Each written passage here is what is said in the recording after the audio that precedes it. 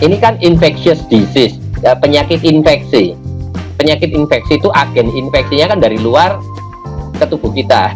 Kalau kanker itu dari dalam tubuh kita masalahnya, yang merubah sistem yang ada, ya, protogen menjadi onkogen. Tumor suppressor gen yang harusnya ngerem, dia ada mutasi atau kerusakan.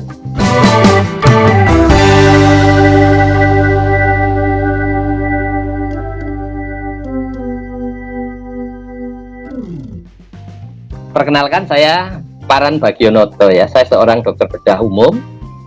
Saya lulus di Fakultas Kedokteran Gadjah Mada tahun 90, ya. Saya angkatan tahun 1984. Dokter, kalau Ya. misalnya sudah pernah terkena COVID, kira-kira ketahanan tubuhnya bagaimana, dokter? Ya, khusus untuk COVID ini kan ilmu yang baru, ya.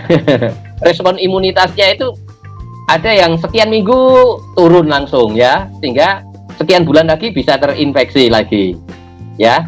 Tetapi intinya bahwa yang namanya antigen, reaksi antigen, antibodi itu sesuatu aksi dan reaksi saja. Kalau kita sudah mengenali, ya kita akan lebih imun, ya. Menyelesaikan di tahap awal. Kalau ada antigen yang masuk, entah itu berupa virus, bakteri, atau apapun, akan segera diselesaikan oleh sistem imunitas tubuh kita lebih awal, karena dia mengenali, oh kalau model begini, kalau model gini. Yang karena ini sesuatu yang baru, maka tubuh itu bisa mengatasinya secara reaksinya nggak tahu, atau reaksinya berlebihan, kan gitu. Itu yang jadi masalah, kan. Jelas, ya. Kalau saya, ya kita tetap kok jaga kesehatan, ya, melakukan protokol kesehatan itu menurut saya cukup, ya. Vaksinasi saja tidak cukup untuk menurunkan angka penularan, ya. Ya. Tapi protokol kesehatan dan vaksinasi itu satu kombinasi yang baik untuk mengatasi masalah sekarang ini. Kalau ada yang tidak setuju, mungkin ada pendapat yang lebih baik daripada itu. Kan selama ini nggak ada pendapat yang lebih baik daripada itu, ya kan? Ya kita lakukan aja yang kita anggap yang terbaik ini, walaupun mungkin ada kekurangan di sana sini, ya. Ada pro kontra lah, ya. Kalau udah terkena COVID bukan berarti lalu kebal, nggak pakai masker gitu, ya? Oh enggak, tidak lah. Nggak bisa, ya? Tetap harus sama dengan kita. hati. Bulan ini kena flu, 2 bulan lagi kena flu, ya. Mungkin virus yang sama atau virus yang mutasi yang sudah berbeda. Ya, gitu. Lalu apakah hal ini juga sama dengan penyakit kanker, dok? Ya, itu berbeda, ya. Berbeda sekali. Kalau ini kan infectious disease, ya, penyakit infeksi.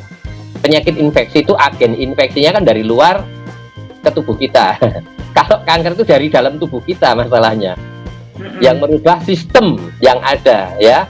Protogen menjadi onkogen. Tumor suppressor gen yang harusnya ngerem, dia ada mutasi atau kerusakan, sehingga terjadi terus di dalam sistem kita, ya. Itu sama dengan komputer. Kalau komputer jalannya baik, kemudian diinjeksikan program virus, kita bisa memitigasinya, kan, dengan program antivirus, kan gitu. Nah, pandemi itu seperti itu. Nah, kalau yang namanya kanker itu programnya sudah salah. Tapi kan kita nggak bisa CPU-nya diganti gitu. CPU-nya masih tertancap dengan program yang salah kok. Itu bahayanya kanker itu seperti itu.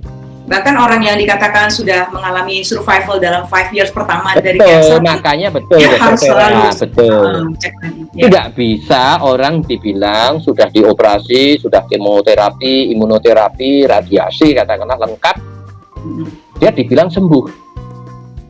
Nggak bisa.